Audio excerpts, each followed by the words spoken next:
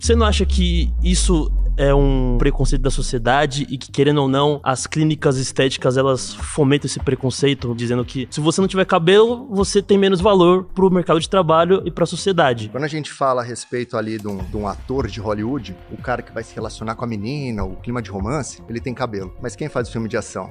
Jason Statham, Vin Diesel, Bruce Willis, The Rock. Só que eu sou dependente de um óculos pra olhar, mas eu não sou dependente do cabelo pra viver. Quando a gente procura pro público feminino, se elas preferem homem calvo ou com cabelo, elas preferem homem com cabelo. Às vezes eu dispenso a mulher do que a mulher me escolhe. Porque isso é totalmente irrelevante.